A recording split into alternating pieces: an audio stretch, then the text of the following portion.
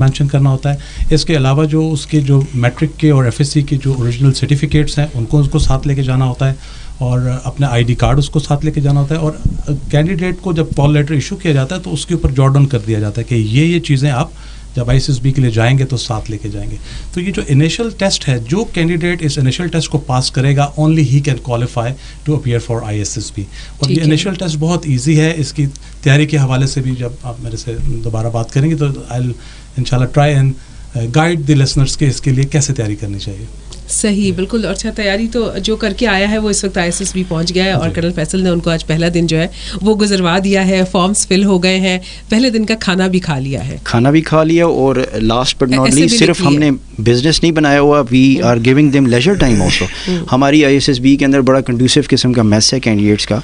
वहाँ पे बड़ी अच्छी किस्म के हमने गेमिंग जोन्स बनाए हुए हैं जहाँ पे वो सोशलाइज करें, फ्रेंड्स बनाएं, रिलैक्स करें, डिनर करें और उसके बाद उस दिन का हेक्टिक डे जो है ना वो हम क्लोज कर देते हैं। मतलब ये कि कोई इतना ज़्यादा डरने की बात नहीं है, वहाँ कुछ बहुत अच्छा भी होने वाला है। सही, ज़बरदस्त जनाब। और ये पहला दिन जो है ये जब कंप्लीट हो जाता है और सुबह किस वक्त की कॉल होती है कि फिर उठना होता है और उसके बाद फिर सब लोग चले जाते हैं मेजर तंजीला वाले डिपार्टमेंट में। जी, thank you very much Bushra for जरा थोड़ा सा आपको माइक के करीब हो। After completion of all the activities of the first day, the next day is psychologist day, where candidates have to complete a series of psychological tests. In this domain, the first test is mechanical aptitude test. This is basically a computer-based test. उस पे कुछ pictures computer पे appear होती हैं and candidate has to choose one of the most appropriate or correct picture to give their answers. The total time limit for this test is 15 minutes, and within 15 minutes everyone has to complete this test. After completion of this test, the next objective test is officer personality inventory. This test comprises of 150 questions including statements and scenarios.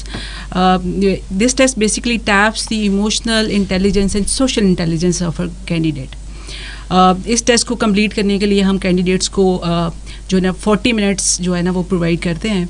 But the most important thing about this test is हर candidate ने 150 question जो इस test में हैं वो complete करने होते हैं.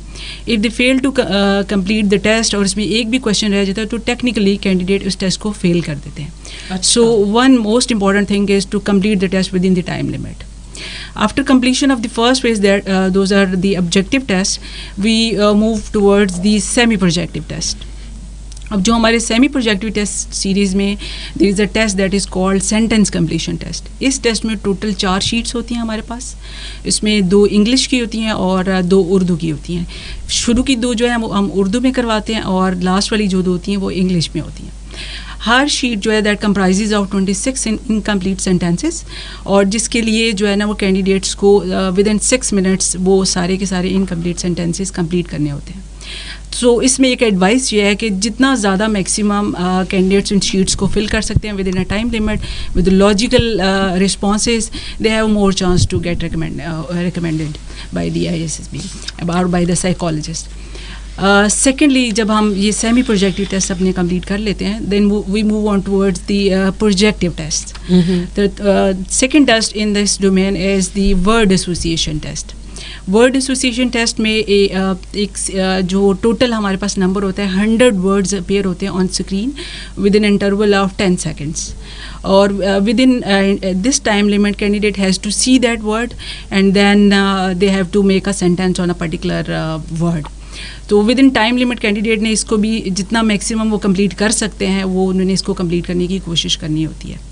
आफ्टर दैट कैंडिडेट को हम स्टोरी राइटिंग टेस्ट की तरफ लेके जाते हैं. In this test there are total 6 stories. 4 stories ऐसी हैं जो पिक्चर बेस्ड हैं और 2 स्टोरीज़ ऐसी हैं जो इनकम्प्लीट सेंटेंस के ऊपर बेस करती हैं. फॉर पिक्चर स्टोरीज़ जो पिक्चर है वो स्क्रीन पे डिस्प्ले हम कर देते हैं for almost 30 seconds. After seeing this picture on the screen in next 3.5 minutes candidates have to complete the और make the story about that particular picture. जब ये 4 स्टोरीज़ कंप्लीट हो जाती हैं उसके बाद इनकम्प्लीट सेंटेंसेस जो है वो स्क्रीन पे दिखा दिए जाते हैं. Candidate have to copy that sentence और फिर उन्होंने अपनी स्टोरी को उस इनकम्प्लीट सेंटेंस को आगे लेके चलना होता है कि whatever they want to complete it they can. So यहाँ पे 6 स्टोरीज़ का जो टेस्ट है वो कंप्लीट हो जाता है. Then we move on to the self description test. This is very interesting test. इसमें कैंडिडेट ने जो अपने अपोनेंट व्यू पॉइंट्स के हिसाब से और अपने फ्रेंड व्यू पॉइंट के हिसाब से अपनी सेल्फ डिस्क्रिप्शन देनी होती है. फॉर ईच टेस्ट दो कैंडिडेट्स को हम 3 मिनट्स प्रोवाइड करते हैं और within 3 minutes they have to write their actually merits and demerits of their personality. Then we move on to the situation reaction test. अब ये एक टेस्ट ऐसा है जो कैंडिडेट की डिसीजन मेकिंग और टाइमली जो भी उनकी लॉजिकल थिंकिंग के through with in time limit क्या वो डिसीजंस ले सकते हैं, इस टेस्ट को ये टेस्ट बेसिकली इसको टैप कर रहा होता है. तो इसमें हम 10 सिचुएशन स्क्रीन पे 1 बाय 1 डिस्प्ले करते हैं. कैंडिडेट ने उन सिचुएशंस को रीड करना होता है and within 2 minutes they have to give their response.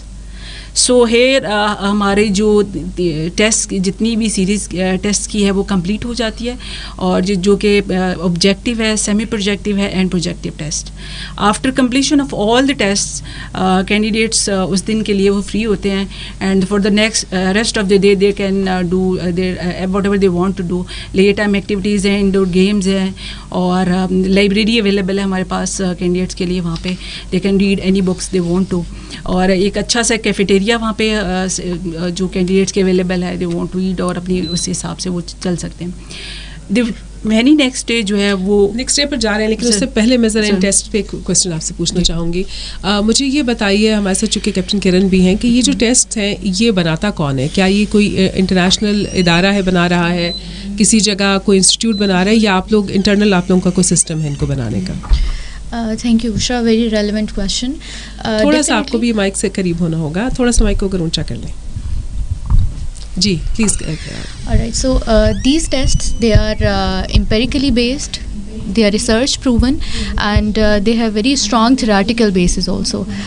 ये हमारे classical tests हैं definitely जो हम अपने ISSB में use कर रहे होते हैं. There are certain tests which are conceived from their theoretical basis. There are few tests जिसको हमने indigenously develop किया हुआ है. Definitely the process of test development also goes through some empirical process जिसमें हम इसकी piloting भी करते हैं, उसके बाद हम इसकी experimentation करते हैं. And once the test goes through all the procedures of their standardization and once the reliability and validity of a test is established, then we implement it on the candidates at ISSB. So these tests, definitely these tests are very much standardized according to the international standards. जैसे contemporary armies की selection के लिए जो personality assessment है वो use हो रही है, we use that the same standards. Along with that इसकी जो assessment के procedures हैं, they are also very much standardized. Her candidate की जो assessment है, it is very much individualistic and at the same time इसकी जो assessment हम करते हैं test की, it is based on qualitative assessment procedures. इसमें हम different जो themes arise हो रही होती हैं candidate के dossier में और उसके content जो candidate produce कर रहा है उसका हम qualitative analysis करते हैं. जो themes emerge होती हैं उसमें हम candidate की personality का एक you can say एक image develop करते हैं that the candidate appears like this on dossier through the content that the candidate is producing on the dossier. अच्छा, ये वाले जो टेस्ट हैं जो जिनमें अभी मेजर तंजिला आप बता रही थी कि बहुत सारे टेस्ट जो हैं वो कंप्यूटर बेस्ड हैं. कंप्यूटर जो है वो शायद कोई लेटेस्ट इंडक्शन है इन सारे सिस्टम में और आप लोग उसको अपग्रेड साथ साथ कर रहे हैं. एग्जैक्टली. इनिशियली हमारे ये जो मैनुअल टेस्ट थे, अभी जो मैकेनिकल एप्टीट्यूड टेस्ट की हमने बात की है और officer personality inventory, these 2 test are presently computer based test and we are trying के मैक्सिमम टेस्ट जो है वो हम कंप्यूटर बेस्ड करने की कोशिश करेंगे to meet the international standards. और थोड़ा सा जो टाइम कंस्ट्रेंट है उसको भी जो है ना वो किसी हद तक थ्रू कंप्यूटर बेस्ड टेस्ट जो है ना वो हम कर सकते हैं. और दूसरा इस का एक बेनिफिट हमें ये भी होगा, थोड़ा सा ह्यूमन रिसोर्स की का जो भी है एक वो है, अभी हम इसको मैनेज कर सकते हैं. तो कंप्यूटर बेस्ड टेस्ट ज़्यादा ही कि एफिशिएंटली आपको रिजल्ट्स प्रोड्यूस करके वो दे देता है, तो इसमें ह्यूमन रिसोर्स का कम से कम इस्तेमाल है. सही. और मुझे ये भी लगा आपकी बात सुनकर कि इसके लिए जो है वो आपको खुद से तैयारी करनी है, प्री सेट माइंड के साथ नहीं आना है. एग्जैक्टली. इसके लिए यहाँ पे मैं this is very pertinent to tell our listeners कि जो ज़्यादातर लोग इस माइंडसेट के साथ आते हैं कि साइकोलॉजिस्ट के टेस्ट बहुत डिफ़िकल्ट होता है पास करना, क्लियर करना, तो इस चीज़ को, इस मिथ को, इस मिसकंसेप्शन को अपने माइंड से वो लोग क्लियर कर आएँ. Any individual who has logical ideas, open minded है, अपनी फ्रैंकली वो अपने आइडियाज़ को प्रोड्यूस कर रहा है, उसका रिटन एक्सप्रेशन अच्छा है और वो बड़ा फोकस्ड है, वो इंडिविजुअल, उस इंडिविजुअल के पास चांसेस ज़्यादा होते हैं to get recommended by the psychologist. और वो लोग, कुछ लोग जो थोड़ी सी पहले से प्रिपरेशन करके आते हैं, I would not encourage this trend, क्योंकि ये जो हम कह सकते हैं कि जो प्रिपरेशन के साथ लोग आ रहे होते हैं, वो उनकी पर्सनैलिटी का एक फॉल्स इमेज जो है ना वो क्रिएट कर देते हैं और बड़ा डिफ़िकल्ट हो जाता है उनकी रियल सेल्फ को एक्सेस करना। तो उससे वो जो है ना काफ़ी हद तक उनकी जो ओरिजिनल सेल्फ है उसको देखने में और असेस करने में जो है ना मुश्किलात हैं, जिससे उनकी रिकमेंडेशन के चांसेस काफ़ी हद तक कम हो जाते हैं। So I would advise the listeners के जितना आप ओरिजिनल सेल्फ को रिवील करेंगे उतने ज़्यादा चांसेस बढ़ जाते हैं कैंडिडेट्स के रिकमेंड होने के। तो फिर तैयारी कैसे की जाए ब्रिगेडियर बदर? मैं तो मुझे बिल्कुल ख्याल आया कि आपने कहा था कि ये आप बताएंगे कि तैयारी कैसे की जाए। बुशरा, देखिए ISSB पे जाने से पहले जो ज़रूरी चीज़ है वो है इनिशियल टेस्ट। उसको इतना कैंडिडेट्स जो हैं वो इतना लाइट ना लें, वो भी एक चैलेंजिंग टेस्ट है। तो ISSB के लिए ज़रूरी है कि जब आप अपना FSC का पार्ट 1 एग्ज़ाम दे देते हैं या आपके पास FSC का रिज़ल्ट आ जाता है, अगर आपने फर्स्ट ईयर की हुई तो आप होप सर्टिफिकेट के साथ अप्लाई कर सकते हैं, और अगर आपने सेकेंड ईयर भी कर लिया है तो आप अपने आप को रजिस्टर करके जब एग्ज़ाम देने जाते हैं तो एग्ज़ाम में सबसे पहले जो हमारा इंटेलिजेंस टेस्ट है उसके 2 पोर्शन होते हैं। एक पोर्शन को हम कहते हैं वर्बल और एक को कहते हैं non verbal. Verbal portion and non verbal portion के अंदर अराउंड 60+ क्वेश्चंस आते हैं and a candidate is expected to complete them in about 20 minutes of time. तो उसके लिए जो जनरल नॉलेज है, उसकी जो बेसिकली उसका जो IQ है, जो उसकी रीडिंग हैबिट्स हैं, जो उसकी स्कूलिंग है, वो सारी उसको वहाँ पे काम आने वाली है। तो उसको ये चाहिए कि वो एक तो डेली अखबार पढ़े, मुताला करे, अपने पीयर्स के साथ, कोलीग्स के साथ, फ्रेंड्स के साथ बातचीत करे, टीवी देखे, सोशल मीडिया के ऊपर देखे। ही should remain abreast what is happening in the country, ठीक है। फिर इसके साथ साथ जो सब्जेक्ट्स है जिसमें उसको टेस्ट किया जाता है, उसमें इंग्लिश है, जनरल मैथ्स है, इस्लामियात है, पाकिस्तान स्टडीज़ है और जनरल नॉलेज है। 50 क्वेश्चंस होते हैं, 10 क्वेश्चंस फ्रॉम ईच सब्जेक्ट हम देते हैं, 30 मिनट्स का टाइम होता है और इसको वो लोग पास, ये जो है सारा कंप्यूटर बेस्ड होता है, इसको वो लोग पास कर सकते हैं जिन्होंने बुक रीडिंग हैबिट को अपनी डेली रूटीन का हिस्सा बनाया हुआ है और जो इंटरेक्शन करते हैं, जो आउटगोइंग पर्सनैलिटीज़ हैं, जो इंटरेक्ट करते हैं, जो जाके नॉलेज को सीख करने की, गेन करने की कोशिश करते हैं, वो इसको पास आसानी से कर सकते हैं। इसमें कोई इतना मुश्किल भी नहीं है। लेकिन अगर ये समझा जाए कि ये बिल्कुल आसान है और रात को हम जाएंगे, सुबह जाके हम इसमें अपेयर हो जाएंगे और अगले दिन हम पास हो जाएंगे, वेल ऐसा नहीं होगा। इसमें जो डिफ़िकल्टी लेवल है वो आसान सवाल भी आते हैं and with age and when the test develops, तो उसके अंदर जो है डिफ़िकल्टी लेवल उसका इंक्रीज़ भी होता जाता है। जब ये टेस्ट पास कर लेता है कैंडिडेट, ओनली देन ही कैन गो। अच्छा, इससे पहले के फिर टाइम, क्योंकि हमारे पास थोड़ा एक बहुत इंपॉर्टेंट बात जो मैं करना चाहूँगा, हमारे जो लॉन्ग कोर्सेज और जो मेन कोर्सेज हैं उनकी जो प्री रेक्विजिट्स हैं उसमें एक 17 से 22 साल तक लॉन्ग कोर्स में बच्चा आ सकता है। इसमें 3 months upper and lower age limit में रिलैक्सेशन है और जो टेक्निकल कैडेट कोर्स है उसमें 17 से 21 साल तक एक बच्चा जो है वो अप्लाई कर सकता है। इसमें भी अपर एंड लोअर लिमिट है। जो हमारा सबसे जो डिमांड वाला कोर्स है वो है लेडी कैडेट कोर्स, जिसमें जो बच्चियां हमारी 16 ईयर्स की एजुकेशन कर लेती हैं, उनके लिए हमारे पास 30+ डिसिप्लिन्स हैं जिसमें वो अप्लाई कर सकती हैं। और लेडी कैडेट कोर्स की ड्यूरेशन 6 मंथ्स है। इसकी फ्रिक्वेंसी ट्वाइस अ ईयर है। ये पाकिस्तान मिलिट्री एकेडमी में चलता है और डायरेक्ट कैप्टन के रैंक में हम जो है आर्मी जो है बच्चों को कमीशन देती है। इसकी जो एज लिमिट है वो that is up to 28 years of age, क्योंकि बहुत ज़्यादा बच्चियाँ जो सवाल करती हैं कि लेडी कैडेट कोर्स की लिमिट क्या है। It is up to 28 years of age and in some cases it can be even extendable. और लास्ट बात मेरी तरफ से ये है कि जो हाइट है, कैंडिडेट्स जो हैं वेवर मांगते हैं, एप्लीकेशंस भिजवाते हैं कि मेरी हाइट तो सिर्फ 1 सेंटीमीटर कम है तो मुझे वेवर दे दें। तो well listeners, please understand, army में आने के लिए 162.5 सेंटीमीटर हाइट है मेल के लिए। If you are 162.4 we are very sorry, but if you are 162.5 you are always welcome to join Pakistan army. Likewise जो बच्चियों की स्ट्रीम है उसमें 152.4 सेंटीमीटर है, वो बच्चियाँ इसके अंदर आ सकती हैं। और जो इसका एजुकेशन क्राइटेरिया है that is 55% for PMA long course and 65% for technical cadet course. ये हमारी रेड लाइंस हैं, इसके ऊपर हम बिल्कुल कंप्रोमाइज़ नहीं करते। बहुत शुक्रिया। और जनाब इसके साथ ही मेरा ख्याल है कि हमें एक ना गुफ्तगू में मुख्तसर सा वक्फा लेना है, लेकिन प्रोग्राम जारी रहेगा और बहुत कुछ अभी हमने जानना है, क्योंकि अभी तो ISSB के गेट से हमें एंटर हुए हुए दूसरा दिन है और अभी बहुत कुछ जानना बाकी है कि वहाँ और क्या क्या कुछ होगा। तो मेरे साथ रहिएगा। मैं बुशरा इकबाल हुसैन हूँ और आप सुन रहे हैं इस वक्त सुनो FM 89.4 और हम आपके लिए पेश कर रहे हैं program join Pakistan army as an officer.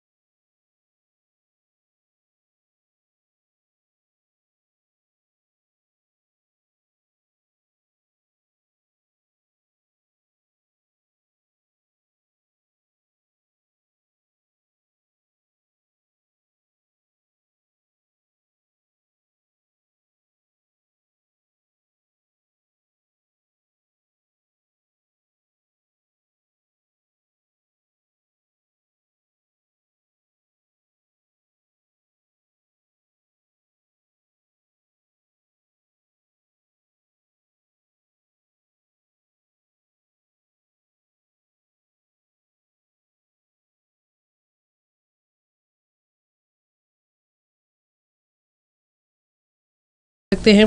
और अब तक जो हम डिस्कशन कर चुके हैं वो कुछ ऐसे है कि ISSB के में आप पहुंचेंगे कैसे, उससे पहले जो टेस्ट हैं उनके बारे में हमें ब्रीफ कर दिया गया।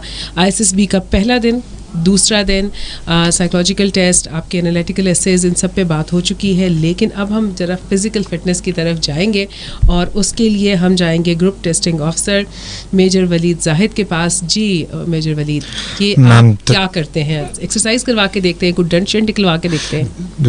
I extend my sincere gratitude for having me on your show, ma'am. Thank you very much. And right from the outset, I would like to tell my valued listeners कि GTO tests के बारे में तो मैं उनको ज़रूर आगाही दूंगा, लेकिन GTO टेस्ट्स को बेसिकली क्वालिफाई करने के लिए जो एट्रीब्यूट्स रिक्वायर्ड हैं, ख्वाह वो इंडोर टास्क्स हों या आउटडोर टास्क्स हों। अच्छा, इंडोर भी होते हैं? जी, मैं उनके बारे में भी आपको कंप्लीट आगाही दूंगा। मैं अपने लिसनर्स को एडवाइस करूंगा कि डिटर्मिनेशन दिखाइए, मोटिवेशन दिखाएं, एंड मोस्ट प्रोफाउंड क्वालिटी जो है which is required out of a valued listener who would come as a candidate is to be himself or herself. Originality. This is very important and the most profound quality. Now, since time is of premium, therefore I would like to straight away dive into the walkthrough of the GTO tests. मैं ये बताता चलूँ कि जो GTO tests हैं ये basically 2 domains पर मुश्तमिल हैं, जिसमें एक सीरीज़ ऑफ टास्क्स के थ्रू कैंडिडेट की इंटेलेक्चुअल एट्रीब्यूट्स और जो फिज़िकल एट्रीब्यूट्स हैं उनको एक GTO असेस करता है। अब इंटेलेक्चुअल जो एट्रीब्यूट्स हैं they are assessed through intellectual discourse, जिसकी फर्दर 2 स्ट्रीम्स हैं।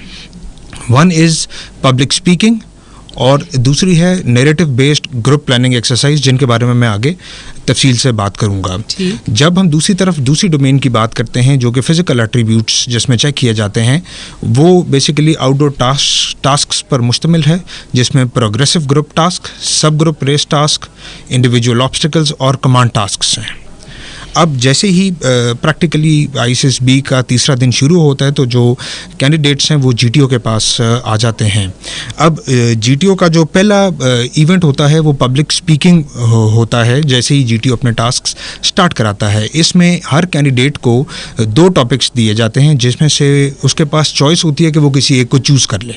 अब ये topics mostly social norms, moral values या सिविक ऑब्लिगेशंस जो हमारी सोसाइटी से रिलेटेड हैं उन पर बेस्ड होते हैं। और हर कैंडिडेट को 3 से 5 मिनट का टाइम दिया जाता है कि वो अपने चोज़न टॉपिक के ऊपर बात करे। जो उसको 2 टॉपिक्स दिए गए हैं उनमें से एक के ऊपर वो बात करे।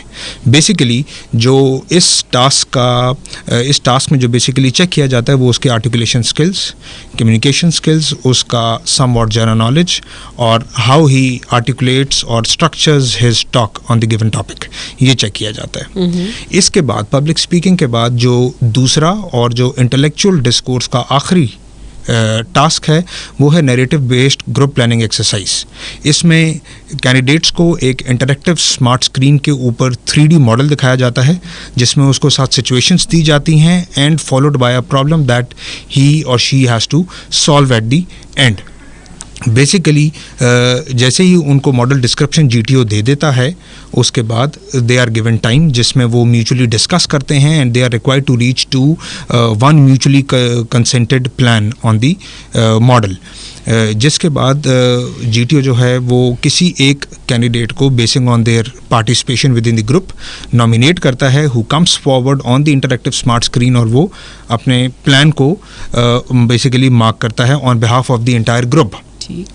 इस बेसिकली जो पर्टिकुलर टास्क है इसमें जो GTO असेस कर रहा होता है वो उसकी planning ability and how he maintains composure when he has to explain something to a group of people. मतलब उसके अंदर आप पूरी डिटेलिंग उनकी देख रहे होते हैं कि वो किस तरह से चीज़ों को स्ट्रेटजी बनाते हैं, किस तरह से चीज़ों को लेकर चलते हैं, टीम को अपने साथ कैसे रखते हैं, फोकस कैसा है, टाइम मैनेजमेंट कैसी है, ओवरऑल सब चीज़ें असेस हो रही हैं। जी एग्जैक्टली, बिल्कुल। तो क्या एक उसमें एक कैंडिडेट के ऊपर आप कितना वक्त फिर लगाते हैं? बेसिकली चूंकि ये एक ग्रुप एक्टिविटी है और जब ग्रुप को मॉडल एक्सप्लेन करने के बाद जब उनको टाइम दिया जाता है फॉर देयर म्यूचुअल डिस्कशन, उसमें GTO असेस कर लेता है कौन सा कैंडिडेट की जो पार्टिसिपेशन है वो किस तरह है और वो कितना लॉजिकल है या नहीं है। फिर उन्हीं बेसिस के ऊपर ग्रुप से within the group voting करवाई जाती है कि किस कैंडिडेट को group will vote to come and present the plan on behalf of the entire group. So the group carries out voting, फिर एक कैंडिडेट को बुलाया जाता है कि वो आके एक्सप्लेन करे अपना plan on behalf of the entire group. और बेसिकली इसमें जो देखा जा रहा होता है the ability to inspire others for a common goal, for a common function. यहाँ पे इंडोर जो इंटेलेक्चुअल डिस्कोर्स है वो ख़त्म हो जाता है। इसके बाद कैंडिडेट्स को कुछ वक्त दिया जाता है जिसमें वो जाते हैं अपने रूम्स में और फिजिकल ट्रेनिंग जो ड्रेस है उसमें चेंज करते हैं and they are taken for the outdoor tasks. जैसे ही GTO आउटडोर टास्क में लेकर जाता है कैंडिडेट्स को पहले एक जर्नलाइज्ड ब्रीफिंग दी जाती है about all the tasks that he will undergo during the outdoor discourse. इसमें सबसे पहले जैसे आउटडोर में जाते हैं तो जो सबसे पहला टास्क है it is called the progressive group task. The reason for calling it progressive group task is because it has 3 stages. Once a candidate completes the first stage, only then he is allowed to proceed to the third stage and then to the second and then to the third stage. Total time इस task को देने के लिए 40 minutes है। इस task को complete करने के लिए जो तमाम 3 स्टेजेस मैंने अभी बताई हैं। इसका जो बेसिक पर्पस है जो इसमें असेस GTO कर रहा होता है वो उसकी प्रैक्टिकल एबिलिटी और इम्प्लीमेंटेशन होती है with in the group setting. इसके बाद सब ग्रुप रेस टास्क है जो कि ये भी एक ग्रुप एक्टिविटी है जिसमें जो ग्रुप है वो 2 सब ग्रुप्स में स्प्लिट किया जाता है और एक सॉर्ट ऑफ रेस है जिसमें तमाम कैंडिडेट्स पार्टिसिपेट करते हैं। इसकी ज़रूरी चीज़ ये है कि इस रेस के दौरान they are given a series of obstacles which they are suppose to negotiate, तो जिसमें उनकी planning ability under stressful environment within the group check की जाती है। सब ग्रुप रेस टास्क पूरा होने के बाद जो GTO का पहला दिन है it comes to an end. जैसे मैंने शुरू में आपको बताया कि प्रैक्टिकली ये कैंडिडेट्स के ISSB का तीसरा दिन होता है लेकिन GTO का पहला दिन होता है। अब जो GTO का सेकंड डे जो है ये it starts with a video briefing on individual obstacle.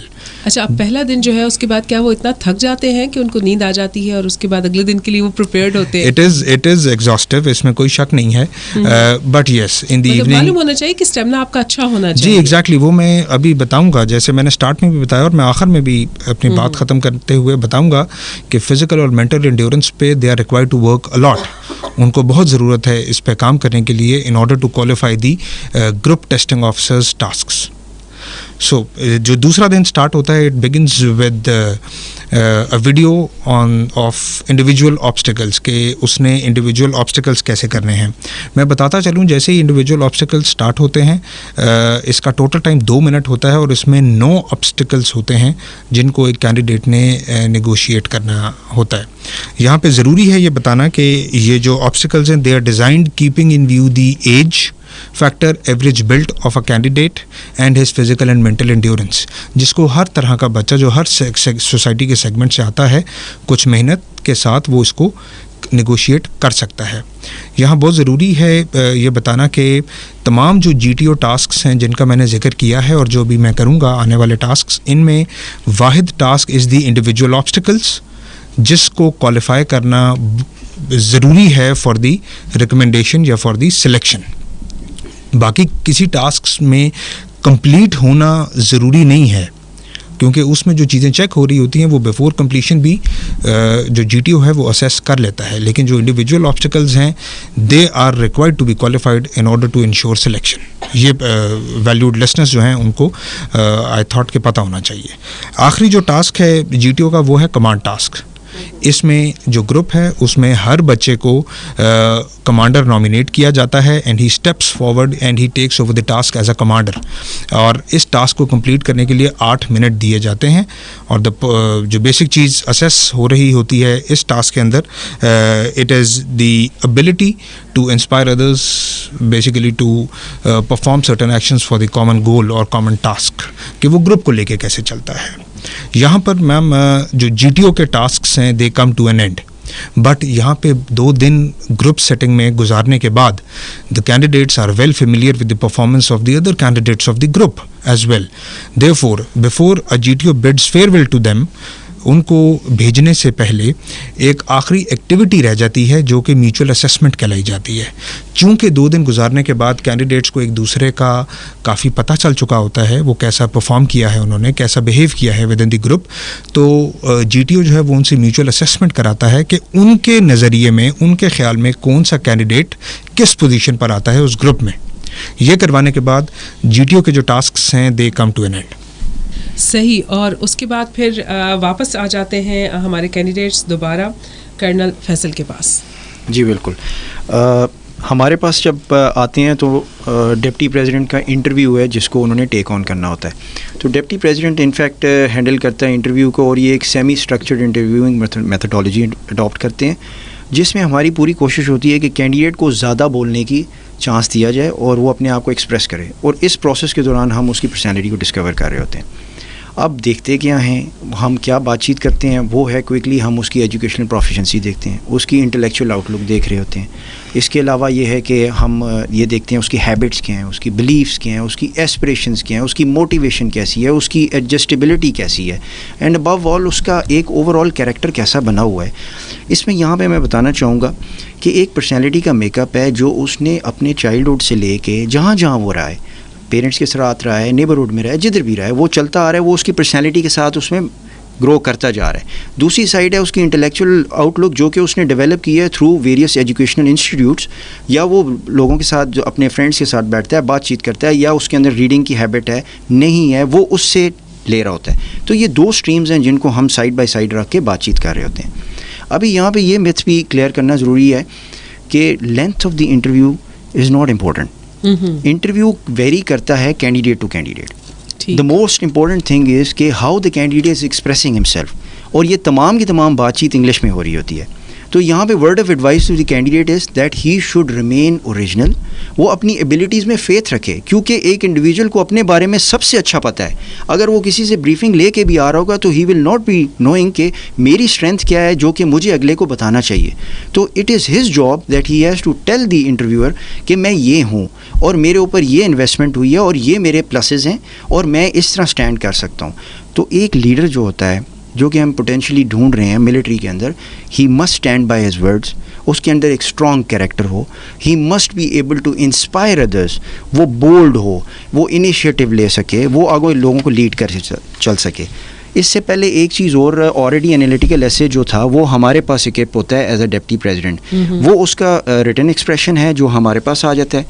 इसके अलावा हम उसको इंटरव्यू पे बुलाने से पहले उससे एक म्यूचुअल डिस्कशन भी करते हैं। वो म्यूचुअल डिस्कशन क्विकली ये है कि वहाँ पे पूरा ग्रुप इकट्ठा असेंबल होता है, वो बैठते हैं, वहाँ पे इनिशियली हम उनके साथ बातचीत करते हैं, इंट्रोडक्शन लेते हैं, so that we can be in a position where we can express to each other. उसके बाद वहाँ पे हम उन्हें 2 टॉपिक्स देते हैं 15 to 20 मिनट्स के, 1 इन इंग्लिश एंड 1 इन उर्दू।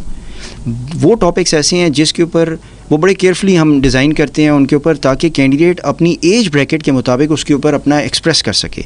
उसकी कम्युनिकेशन स्किल्स, उसका कॉन्फिडेंस, उसका बैकग्राउंड नॉलेज, वो कैसे कन्विंस कर सकता है अपने ग्रुप में बैठ के, ये तमाम चीज़ वहाँ पे बातचीत होती है।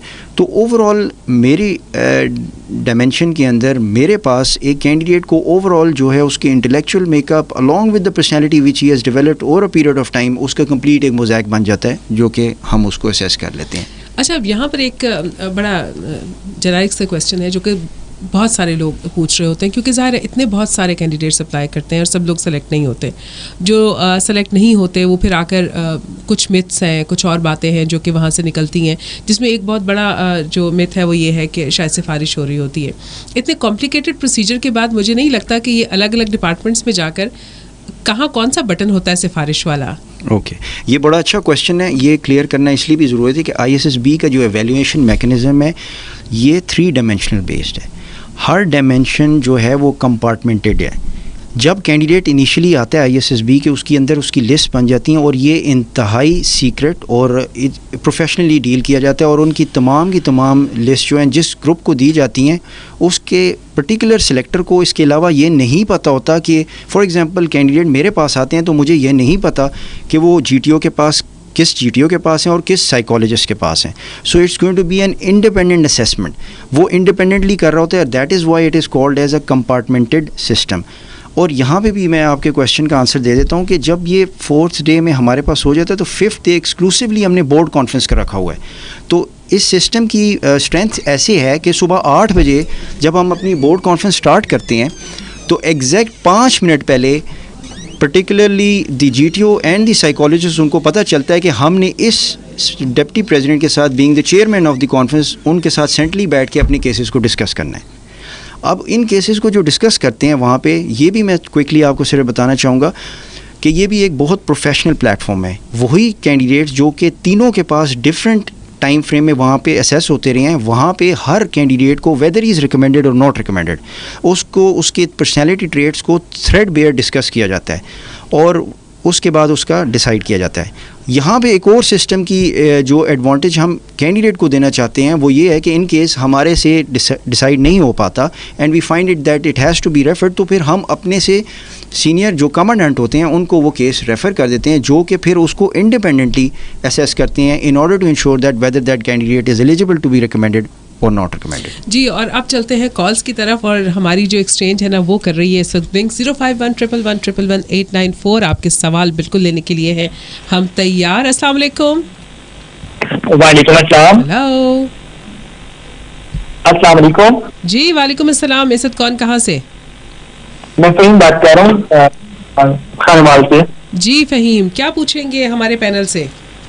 मैं मुझे ना कुछ पूछना था टेस्ट के बारे में और मेडिकल के बारे में। जी जी प्लीज पूछिए। अच्छा सर, मैंने ना अप्लाई किया लास्ट टाइम 150 में, तो मुझे जो है उन्होंने मेडिकल जो है वो टेम्पररी अनफिट किया था, वो ये पास ना क्या मसला था? जी जी फहीम, फर्स्ट टाइम मैंने जब अप्लाई किया तो उन्होंने कहा कि आपकी टेस्ट जो है, फिर सेकंड टाइम जब अप्लाई किया तो उन्होंने कहा कि आप टेस्ट के जो है वो थोड़ा वो ना जिससे आपकी ना आवाज़ थोड़ी सी फहीम कट रही है। मुझे जो आपकी बात सुनकर समझ आया वो ये है कि आपने एक दफ़ा अप्लाई किया था और उन्होंने आपको मेडिकल में कुछ चीज़ों के लिए दोबारा से कहा कि उनको आप रिविजिट कर लें। जी जी। तो क्या सॉरी मैं ये कहना चाह रहा हूँ कि मैं ऐसा मुझे अनफिट ना क्या करूँ कि मुझे अनफिट ना करें। बिल्कुल, आप सुनेंगे, हमारे साथ ही रहिएगा और रेडियो पर सुनिए, ठीक है? हम जवाब आपका ले रहे हैं। जी मेडिकल खानेवाल से फहीम आपने कॉल किया, thank you so much for participating in the program. ये जो कैंडिडेट्स मेडिकली अनफिट हो जाते हैं उनके लिए एक वेल डिफाइंड प्रोसीजर है। You have to write an application और आपने अपील मेडिकल बोर्ड के लिए अप्लाई करना होगा। इसका तरीकाकार मैं आपको बता देता हूँ। आप एक ईमेल भी नोट कर सकते हैं, medialiaison@gmail.com। इनका नंबर है 05156861143।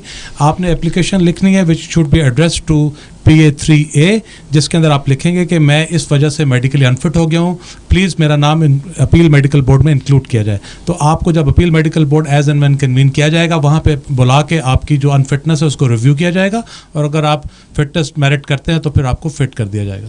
अच्छा, मैं अपने सुनने वालों को ये भी बताऊँ कि चूँकि डिस्कशन बहुत ज़बरदस्त चल रही है और अब चूँकि आपकी कॉल्स हमने थोड़ा सा लेट शुरू किए तो 15 मिनट हम मज़ीद लेंगे, यानी 5:15 तक प्रोग्राम चलेगा। तो आप सुकून से कॉल कर सकते हैं। मेरी कोशिश होगी मैक्सिमम कॉल्स ले लूँ। 05111111894। जी जनाब, अस्सलाम वालेकुम। जी, कौन बात कर रहे हैं? हमाद बात कर रहे हैं। हमाद कहाँ से बात कर रहे हैं? जेलम से। जी हमाद, क्या पूछेंगे? Sir ma'am sorry, my question is particularly from major Waleed that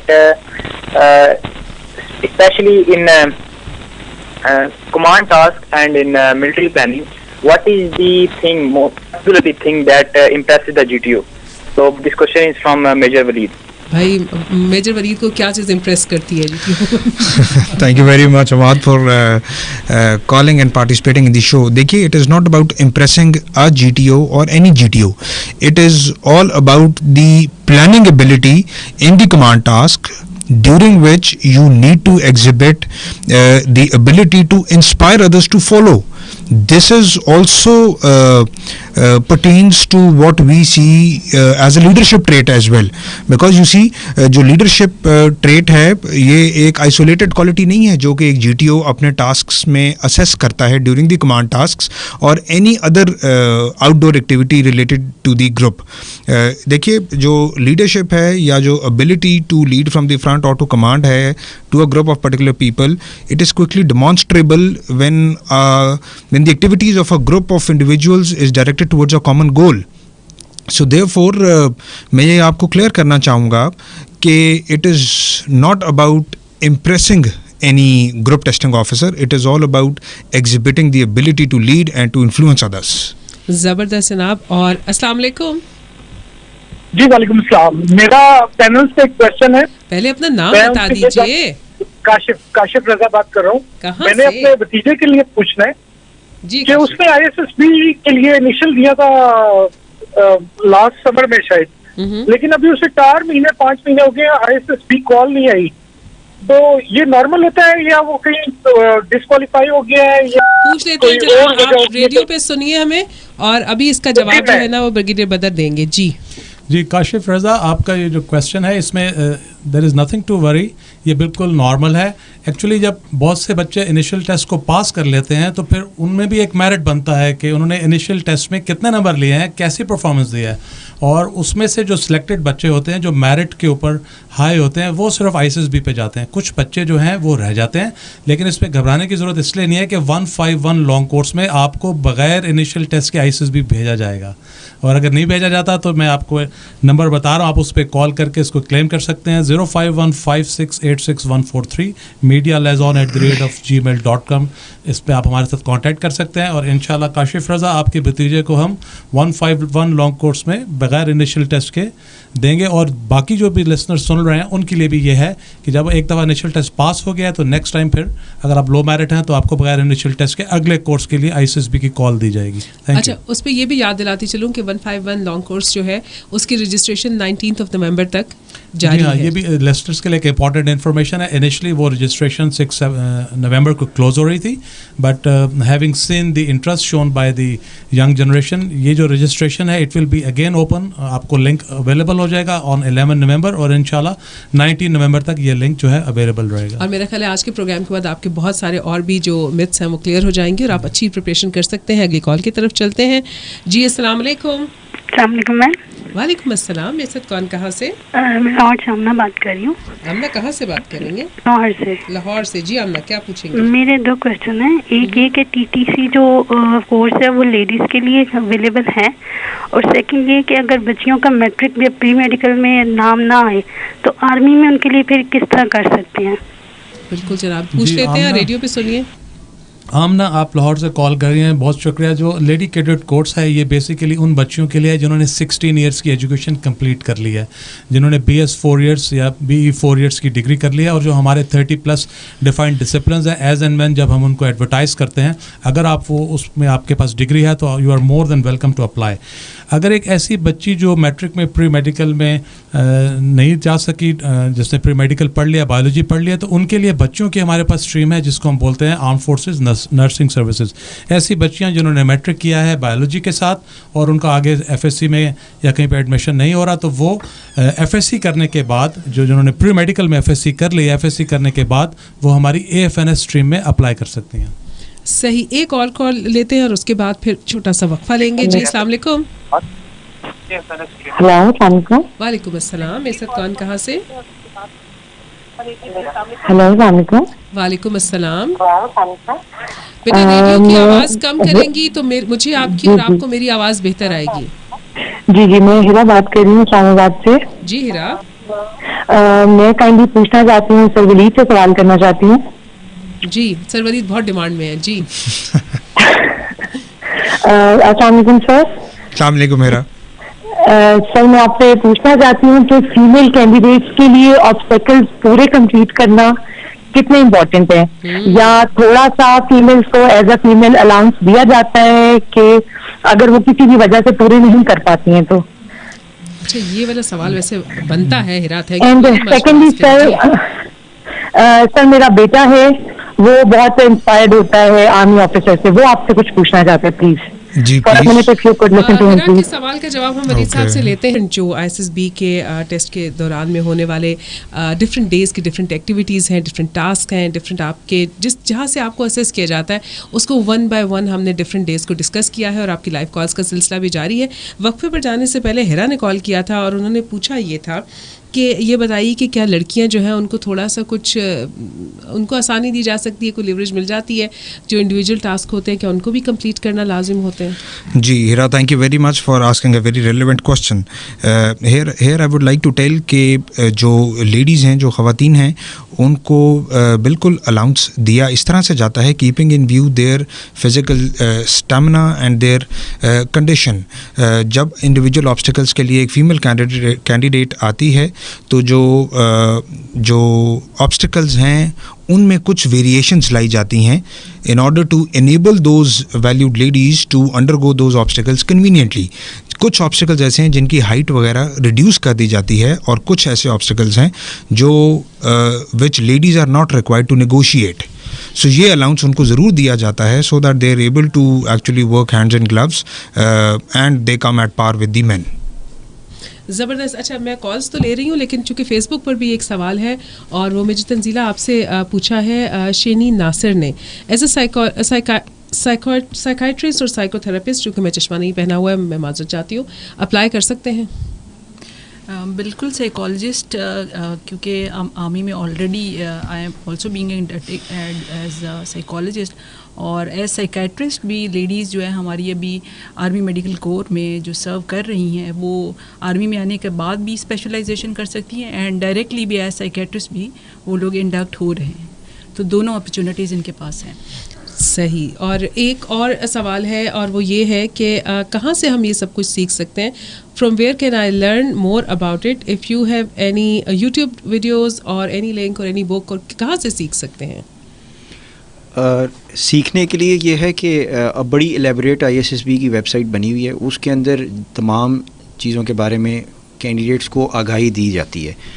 अगर सिर्फ उसको फॉलो किया जाए तो उसके अंदर से आपको काफ़ी चीज़ें क्लैरिटी में आ जाती हैं और हर चीज़ की अनफोल्डिंग उन्होंने क्लियरली दी हुई है यहाँ पे। बल्कि मैं ये भी कहना चाहूँगा कि ये जो पेड ट्रेनिंग बहुत सारे कैंडिडेट्स करके आते हैं, आपने देखा होगा ये सिर्फ और सिर्फ it most of the time goes in their disadvantage. वो टाइम का ज़ाया ही है।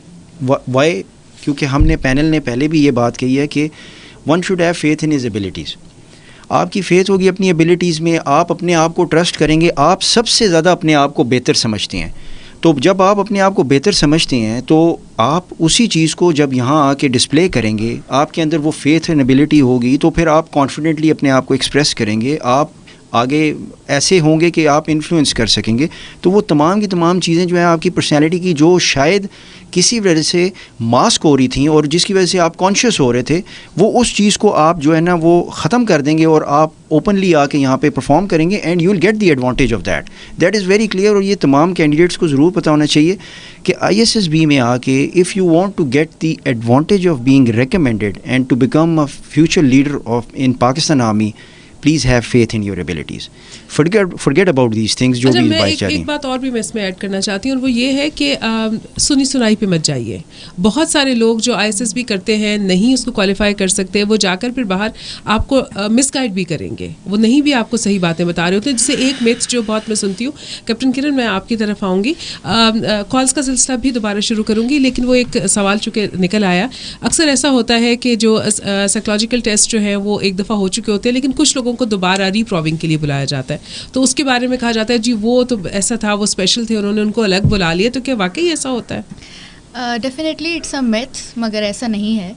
क्योंकि सेलेक्टर के पास जब आपका डोजियर पहुंच गया है जिसमें आपने अपनी पर्सनालिटी टेस्ट सारे कर लिए, कंप्लीट कर लिए, and the selector is now assessing whatever the content you have produced, तो उसमें if there is any ambiguity या कोई व्हाट, वाई एंड हाउ है जो कि सेलेक्टर को आपके टेस्ट देख के आपके कंटेंट से क्लियर नहीं हो रहा, तो to clarify those ambiguities the selector will call a certain candidate जिसकी रिक्वायरमेंट है कि उससे स्पेसिफिक चीज़ को क्लियर किया जाए.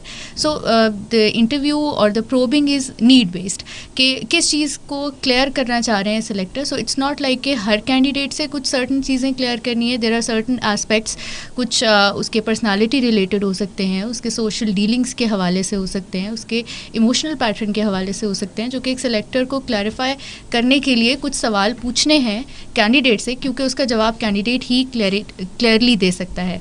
सो दिस इज़ वाई कि नीड बेस्ड इंटरव्यू अभी होता है कैंडिडेट का, कि जहाँ पे क्लैरिटी रिक्वायरमेंट होती है सिर्फ उसी कैंडिडेट को बुलाया जाता है इंटरव्यू के लिए. और बुशरा, मैं आपकी इजाज़त से सिर्फ एक चीज़ ऐड करना चाहूँगा. जो लिसनर्स हमें सुन रहे हैं, ख़ासकर जो पेरेंट्स हैं जो चाहते हैं कि उनके बच्चे पाकिस्तान आर्मी में आए, उनके लिए ये मैसेज है मेरा कि जो गुड पेरेंटिंग है वो सारी उम्र काम आती है. अपने बच्चे को अर्ली एज में अच्छे बुरे की तमीज़ सिखाएं, उसको हलाल हराम की तमीज़ सिखाएं, उसको उसकी सिविक रिस्पॉन्सिबिलिटीज़ के बारे में बताएं, उसको ये बताएं कि बड़ों की इज़्ज़त कैसे करनी है, छोटों के साथ कैसे बिहेव करना है. ये जो गुड पेरेंटिंग है ये उसके साथ रहेगी और ISSB में सिलेक्शन में बहुत कलीदी किरदार अदा करेगी. मतलब अच्छे मैनर्स, उठना बैठना कैसा है, आपने लोगों को रिस्पेक्ट कैसे देनी है, आपने बिल्कुल ऐसा ही है.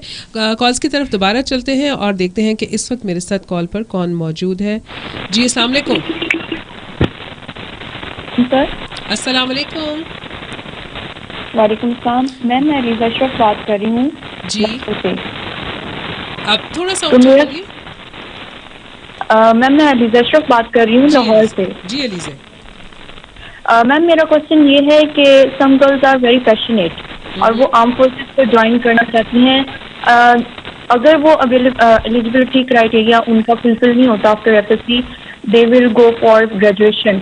लेकिन ग्रेजुएशन के बाद इतनी फील्ड या इतनी ब्रांचेस नहीं होती जब एलिजिबिलिटी क्राइटेरिया को हम देखते हैं, तो वो कैसे ज्वाइन कर सकते हैं. पूछ लेते हैं जनाब ब्रिगेडियर बदर से कि क्या चांसेस रह जाते हैं उन बच्चियों के लिए कि जो पहली दफ़ा में नहीं सेलेक्ट हो सकती क्राइटेरिया, जो पहले नहीं मीट कर रहे तो दोबारा कैसे मीट करेंगे. देखिए एलिज़ा, ये जो आपका क्वेश्चन है, जो हमारी लेडी कैडेट कोर्स की स्ट्रीम है ये साल में 2 दफ़ा चलती है. इसकी जो मेन प्रीरेक्विजिट्स हैं वो है 16 ईयर्स ऑफ एजुकेशन.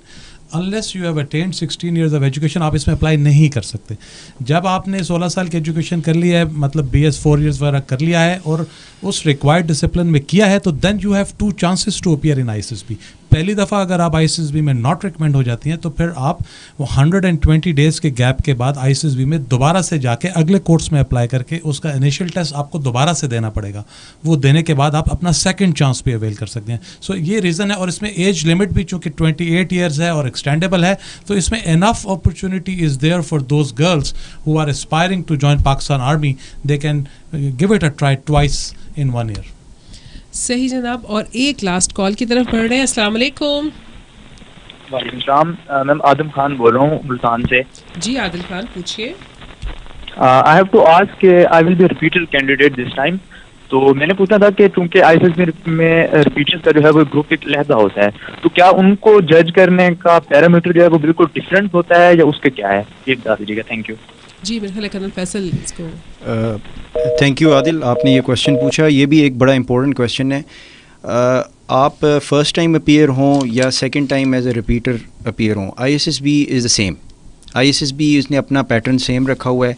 ये आप हैं जो आपको सेकंड चांस मिल रहा है, जिसके अंदर आप आके ISSB में अपीयर होते हैं और आपको एग्जैक्टली पता होता है कि आपके अंदर क्या वो लिमिटेशंस थी जिसकी बेस पे आप प्रॉबेबली ISSB के अंदर अच्छा परफॉर्म नहीं कर पाए. लेकिन as far as ISSB is concern, वो अपने आप को उन्हीं टेस्ट और उन्हीं के अंदर रहते हुए आपको असेस करते हैं और उसी से आपको गेज करते हैं और उसमें कोई ऐसी चीज़ सेपरेट नहीं है जो कि आपको बताई जा सकती हो. फेसबुक पर हमसे हलीमा पूछ रही हैं कि can the candidate with flat feet apply for army. जी हलीमा, इसका जवाब ये है कि जो फ्लैट फीट है वो बेसिकली मेडिकली अनफिट होता है. तो अगर आपके साथ ये प्रॉब्लम है तो आप अपील मेडिकल बोर्ड में अप्लाई करें, वहाँ से इस एस्पेक्ट को डिटेल से देखा जाएगा. और मैं बुशरा एक बात और भी ऐड करना चाहूँगा आखिर में, जब ये ISSB ख़त्म हो जाएगी तो उसके बाद इन जो भी ISSB से रिकमेंडेड कैंडिडेट्स हैं उनकी लिस्ट GHQ में आएगी और वहाँ पे कैंडिडेट्स को एक डिटेल मेडिकल से गुजरना पड़ेगा. उसमें एक चीज़ हमने अभी इंट्रोड्यूस की है और वो है ड्रग टेस्ट. तो जो हमारी यंग जनरेशन जो सुन रही है, please be aware drug test लिया जाता है और जो भी कैंडिडेट उसमें पॉजिटिव आते हैं they are put for permanent life time ban to join Pakistan army. So please remain away from all kinds of drugs, जिसके अंदर खाने की भी चीज़ें हैं और मैं अभी उस डिटेल में नहीं जा सकता. जब डिटेल मेडिकल में आप फिट हो जाएंगे फिर आप जो लोग फाइनल लिस्ट में आएंगे उनका एक मेरिट बनेगा और जितनी भी सीट्स हैं पीएमए लॉन्ग कोर्स की उनके हिसाब से उन कैंडिडेट्स को कॉल लेटर इशू किया जाएगा जो उस मेरिट में आएंगे. तो ये ड्रग टेस्ट का पॉइंट बहुत इंपॉर्टेंट है. मेडिकल के अंदर अगर आप अनफिट हो जाते हैं तो you have a chance, you can write and request for appeal medical board. और अगर एक दफ़ा अपील मेडिकल बोर्ड किसी कैंडिडेट को अनफिट कर देगा so then that means that he और she can not join any services, not for that matter army, navy and air force in future. तो ये इम्पोर्टेंट चीज़ थी which I thought बहुत ही महदूद. और मैं वन लाइनर चाहूँगी कि मेरे चारों ऑफिसर्स जो हैं जो यूनिफॉर्म में हैं इस वक्त उनसे पूछूं एक एक टिप तो बता ही देना मेरे सुनने वालों को, ये हमें एक फेवर दे दें आप. जी तो हम शुरू करते हैं मेजर वलीद से. मेरी तरफ से एडवाइस होगी यंग जनरेशन को कि जब भी वो ISSB के लिए आते हैं तो they are advise to be themselves. Originality is something that is very much pronounced and required. जी colonel very important. Since future leader बनना है, बड़ी इंपॉर्टेंट टास्क आपने लेने हैं इन फ्यूचर. उसके लिए बड़ा इंपॉर्टेंट है कि आप अपने आप को ग्रूम करें, पढ़ें, शौक़ पैदा करें, डिस्कस करें, अपने आइडियाज़ को अच्छे तरीके से आर्टिकुलेट करके उनको पॉइंट ऑफ व्यू को कन्वे करें और इंशाल्लाह आप यकीनन होंगे, लाजमी होंगे. जी captain Kiran. Right, so my advice is जैसे कहा जाता है healthy mind is in healthy body. So जब आप अपनी फ़िज़िकल फ़िटनेस का ख्याल रख रहे हैं इसी तरह आप अपनी मेंटल हेल्थ का भी ख्याल रखें. इंगेज इन पॉजिटिव एक्टिविटीज़ जो आपकी हेल्थ को इम्प्रूव करें, ना सिर्फ फ़िज़िकल हेल्थ को बल्कि मेंटल हेल्थ को भी. Read good books, engage in good activities, make good friends, have a good company of friends and definitely you will be having a good mental health and definitely वो फिर project होगी through your behaviours and through your reactions जो आप देते हैं to different environmental situations. जी major Tanzila. जी I would like to suggest that if there is a will there is a way.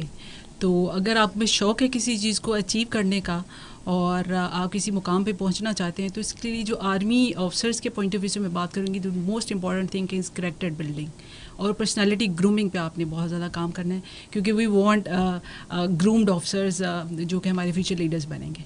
So I would say सही. और बगैर बदल आप क्या कहेंगे? जी मैं ये कहूँगा बुशरा कि love your country, love your army, do your best, believe in the system and leave rest to Allah almighty.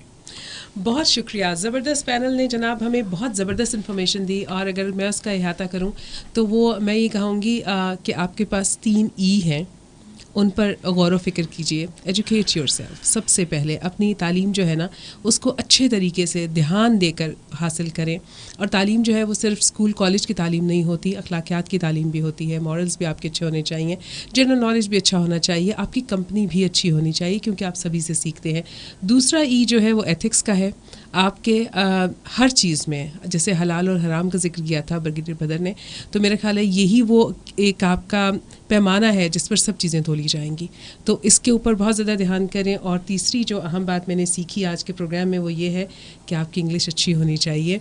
English पर ध्यान दीजिए, अच्छी फिल्में देखिए, अच्छे अंग्रेज़ी के अखबारात, नॉवेल्स पढ़िए और उसमें गुफ्तगू कीजिए. क्योंकि देखिए कुछ लोग देखने से सीख लेते हैं, कुछ लोग लिखा हुआ कुछ पढ़ के सीख सकते हैं, कुछ सुन के कुछ सीख लेते हैं, लेकिन सीखने का जो सबसे अच्छा तरीका ये है कि आप वो काम करके देखिए. तो आप बोलिए इंग्लिश और उसके अंदर लिखिए.